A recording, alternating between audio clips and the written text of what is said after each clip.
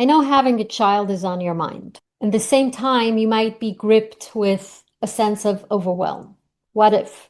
What if I'm not going to do it right? What if I'm going to be just like my mom, my dad? What if I'm just not going to know what to do? And you wish you had an instruction booklet that's going to tell you day one, day two, day three, day 365, year three, four, or five, and exactly what to do and how to build your family. So let's dive in. If you're new here to this channel, my name is Chanie Twersky. I am a mother of 8, so I know a little bit about parenting and about overwhelm. And it took me a lot to learn how to deal with it, and I will bring to you the best of what I learned. I'm going to walk you through 3 different angles and perspectives on how to change your mindset and have a shift where overwhelm dissolves. Now, in this video, I'm going to share with you mindset shift number 2. And here it is, shattering overwhelm entirely. So when I needed to be a mother to 8 children, I gradually developed this little hidden secret about overwhelm, just a shift in mindset, which is you can't really do more than one thing at a time. I had a lot going on in my life. I really dealt with a full plate to the rim. I cooked, I cleaned, I was hands-on with my children, and I also had a job. I was a teacher, and I found this little truth, which was you cannot do more than one thing at a time. And I really implemented it as I was caring for my children, as I was cooking, as I was cleaning. I focused on being focused. I did my best to focus on being focused on one thing at a time. And that's a little secret that I want you to understand. And once you apply that, you're going to see that this is a little secret that you can apply in your life as well, where you will shatter overwhelm, right, slice it right in the middle. Because you can't be overwhelmed when doing one thing. The overwhelm is from multiple things. It's the illusion that perhaps there's all these things that I have to do right now. And you can't. You can't do more than one thing at a time. Try it. Try it maybe now. Can you do more than one thing at a time? Can you watch this while you're doing something else? Maybe you can listen to this while you wash dishes. And I would do that a lot. I would listen to a lot of information while I worked in the house. So I'm guilty of that. However, other than that, no, there's no way that you can do more than one thing at a time. So how can you be overwhelmed? So it's all in the mind, it's all an illusion. And I hope this can help you debunk it. So let me bring this a little bit to a practical level. I would do this in my most crisis time, in the time when I knew I had to divorce, in the time when I had children going and coming from school, when I had the time I had teenagers and young kids and so much going on in my life. I was so committed to shattering my overwhelm. And these are the 3 steps that I would do almost daily. It's very simple. Step number 1, brain dump. I would recommend take a timer, think of how much time you have or how much attention you're able to dedicate. So when you're feeling overwhelmed, you have all these things roaming in your mind. You need to do this, you need to do that, and you're so overwhelmed mentally because our thoughts just can fly from one worry to the other, from one responsibility to the other. And you can have like 10 concerns or things to do fly through your brain in less than a minute. So you want to take a piece of paper, take a timer, Set the timer to 5 to 15 minutes to do a brain dump. All of that ruminating in your mind. I need to do this, and should I do this first? Should I do this second? And the pressures and the important and the less important and the more important and the urgent and all these things. And I don't know. Yeah,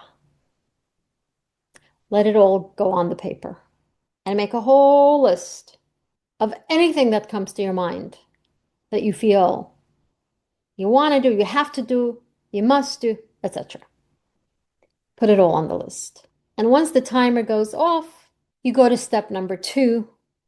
And here are the 3 words that you want to pay attention to: must, should, would be nice. And then take another 3 to 5 minutes to write next to each of the items an M, an SH, or a W. An M means it's a must. So it's simple. Is this a must? And you're the one to decide. The second thing is you should. You should do this. It's usually, I think I should. I'm not sure, right? But there is that feeling, that pressure feeling of I should. The must goes with clarity, the should goes with pressure. And the third one is a W, which is it would be nice. And if you think of it from the quadrant, the must are the 2 categories that are important, including the intentional urgency, because now you already brought that important but not urgent to a state of urgency by intentionally giving it urgency, intentionally scheduling them.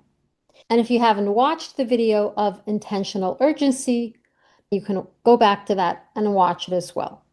So the musts are the 2 categories that are important. The shoulds are the urgent but not important. It's usually other people's voices making you feel like you need to do it. It's what other people want you to do. It's not important to you, it's important to them. And that can feel very pressuring. It's those phone calls that come in and take your entire time that you have really booked for the important things.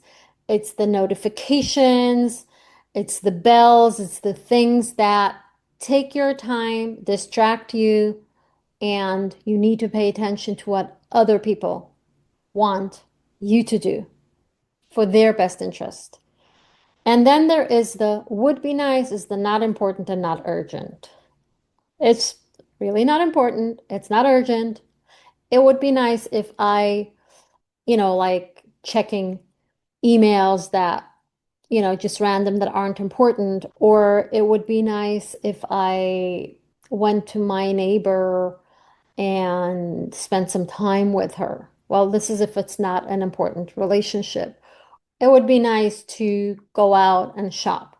I would include all the things that we're distracted by, the things that would fall under the category of addictions, distractions that take a lot of our time and we don't even realize.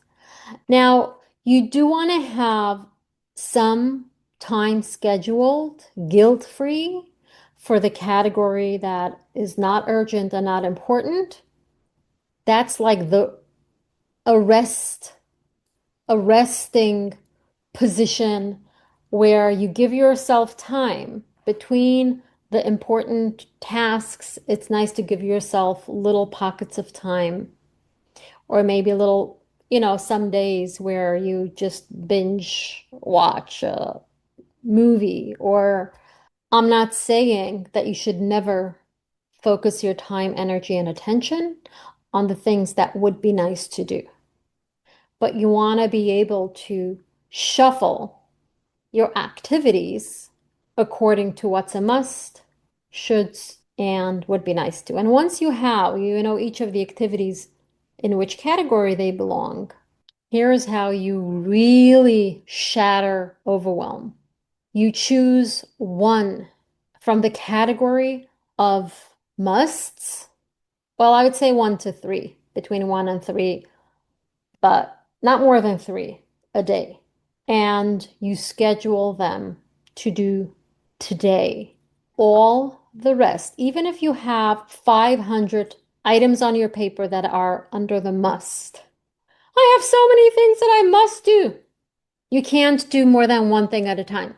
Choose one thing, maybe three things, but you're not going to do all three at a time for the day. Maybe three things for the week. Do one thing today and then do the rest tomorrow. Like everything goes to tomorrow. Nothing gets done today except this one thing, maybe two or three, but it's still like one at a time. So that's the second mindset shift, shattering overwhelm entirely. You can just do one thing at a time. See you in our next video.